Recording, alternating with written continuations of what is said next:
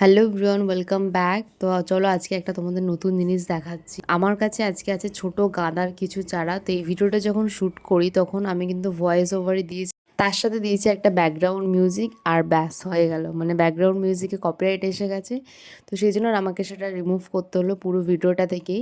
সেই কারণেই মেনলি আলাদা করে ভয়েস ওভার দিতে হচ্ছে। তো আমি এখানে বলছিলাম যে আমার কাছে অলরেডি কিছু পট আছে, যে পটে মাটি তৈরি করা। সেই মাটিগুলো কিসের, কারণ আমি অনেকগুলো গাছ দিয়েছি যেগুলো বেঁচে থাকতে পারেনি ওয়েদারের জন্য, কিছু কিছু অনেক কারণে সেই গাছগুলো থাকতে পারেনি। তো আমি সেই পটগুলোকেই আজকে ব্যবহার করব, আর আলাদা করে কিন্তু মাটি তৈরি করছি না। এই মাটিগুলো কিন্তু অলরেডি খুব ভালোভাবে তৈরি হয়ে আছে।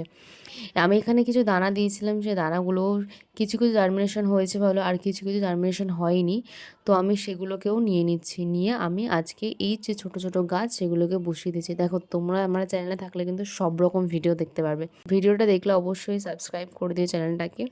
তারপর গাছগুলোকে আমি এখানে 5টা ছোটো ছোটো চারা ছিল, তো 5টা চারাকে আমি রিপোর্ট করে দিয়েছি। রিপোর্ট করা হয়ে গেছে। এবার এর মধ্যে আমি অল্প অল্প পরিমাণে জল দিয়ে দেবো। আর অবশ্যই এটাকে কিন্তু ছাওয়া জায়গাতে রাখতে হবে, নাহলে এই যা গরম পড়ছে, মানে মানুষই থাকতে পারছে না, আর গাছই বা কীভাবে বেঁচে থাকবে।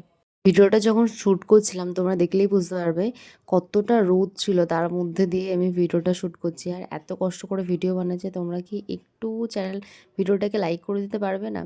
একটু হাওয়াও দিচ্ছিল অবশ্য, কিন্তু কালকে প্রচণ্ড গরম পড়েছিল, মানে খুবই গরম, এতটাই গরম যে থাকতে পারছে না। আর বেশি জল দিয়ে দিলে আবার গাছের গোড়াটা হালকা একটু ঢলে গেল, তো সেটাকে ঠিক করে দিতে হবে। অবশ্যই হালকা হালকা পরিমাণে জল দিতে হবে।